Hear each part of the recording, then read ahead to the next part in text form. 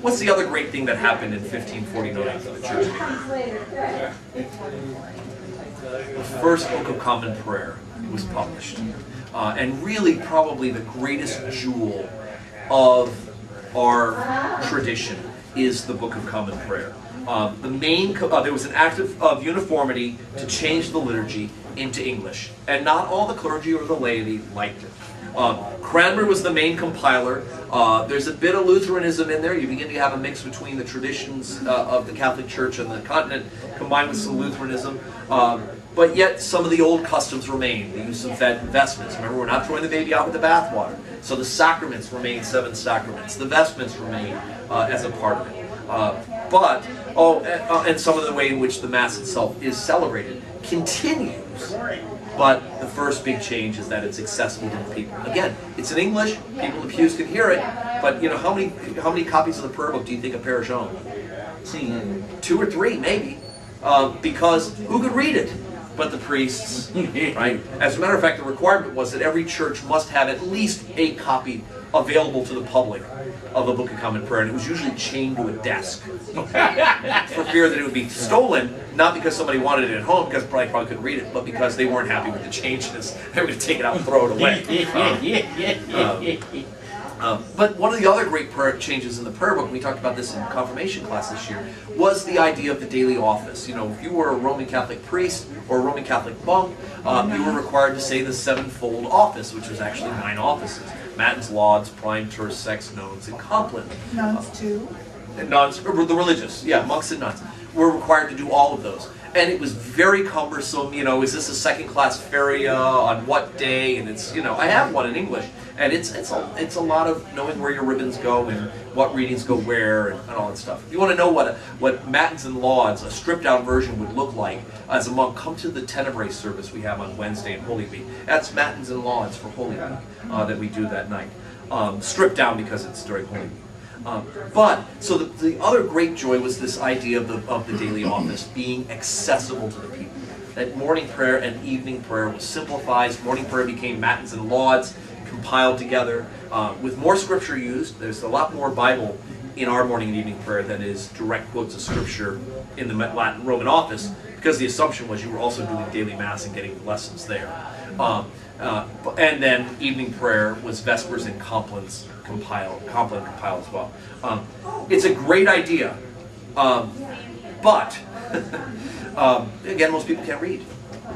So again, it didn't deeply affect, as much as Cranmer would have loved to say, here, we've got a new prayer book, here's one for you, one for you, one for you. Every day the whole church is going to stop at home or here, and where everybody's going to pray morning and evening prayer. And it's just, of course, it's not going to happen. It ends up being mostly the clergy who pray it.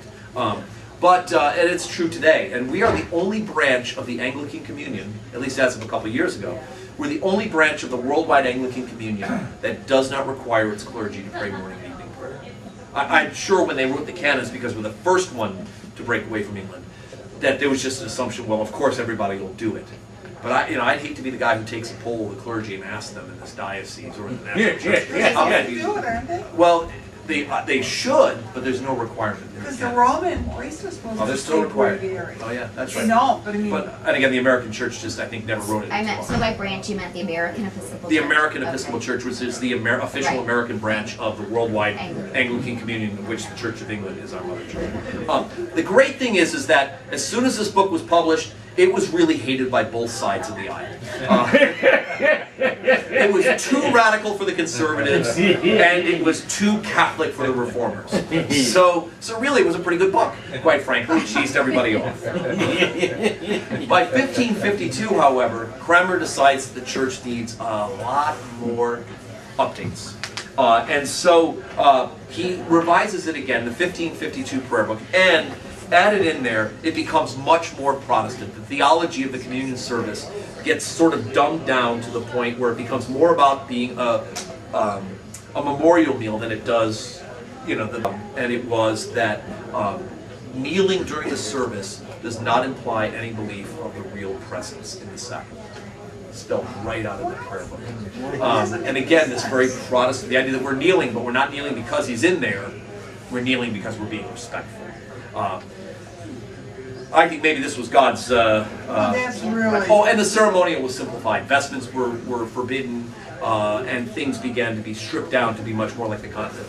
So maybe in some ways the best thing that happened was that there was going to be a quick change that it would happen, and that was Edward dies. He's 15 years old when he dies. He had always been sickly, and Henry's older daughter, the daughter of Catherine of Aragon, remember her, right? Becomes the queen. And what was her name? Queen Mary. Mary, Queen Mary. And what was Mary's nickname? Bloody Mary. Bloody Mary, right? Because Mary decides that this whole Reformation experiment is over, and on her ascension to the throne, returns the Church of England back to the Roman Catholic Church. Okay, all right. Why they call her Bloody Mary? Because she put a lot of people to death for wanting to be a Protestant, non-Roman Catholic church. Oh yeah. So she offed a lot of heads, including Archbishop Cranmer, who was burned at the stake.